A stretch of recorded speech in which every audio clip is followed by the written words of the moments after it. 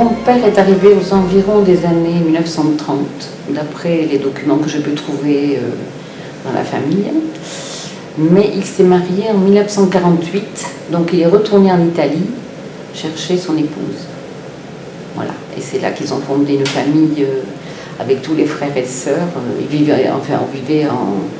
avec les beaux-parents, les grands-parents, les frères, les sœurs, jusqu'aux années 60, où là, chacun a pu un peu s'installer à part. Voilà.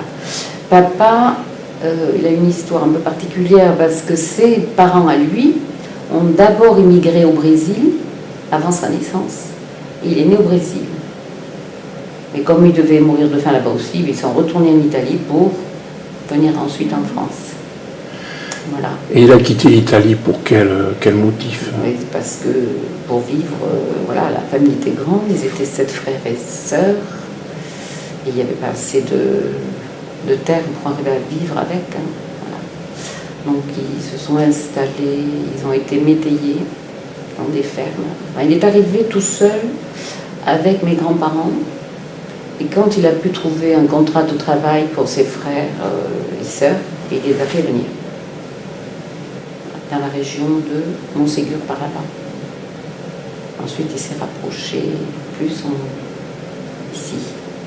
Né en Italie, arrivé en France très très jeune, 3 mois. En quelle année, pardon, excuse-moi? En 47. En 47, oui. Et mes parents sont arrivés en France en 47, non pas à cause d'une situation extraordinaire en Italie, mais pour des raisons familiales.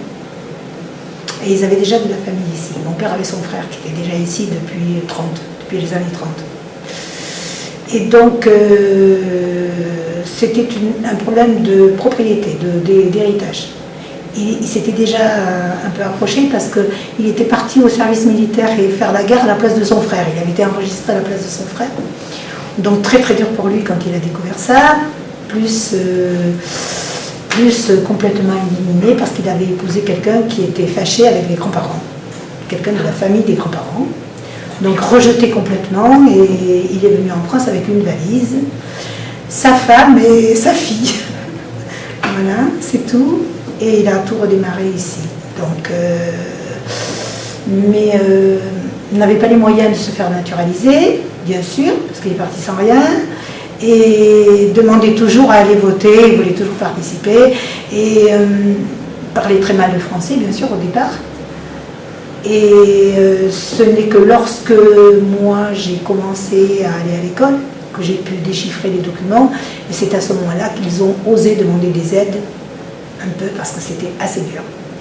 Mais bon, ils s'en sont très bien sortis, et surtout mon père retapait toutes les maisons où il habitait, blanchissait, rebâtissait, et nous avions une salle de bain, quelque chose d'extraordinaire à l'époque, avec un tube, le tub, que ma mère remplissait d'eau chaude, et on se douchait. Il avait fait des clayettes au sol, et on avait notre douche. Et en quelle année? Et c'était dès 49, 50. Père italien, mère italienne. Ma grand-mère paternelle est venue en France dans les années 32 avec ses 4 fils et un contrat de travail, et ils sont arrivés à la Sauve.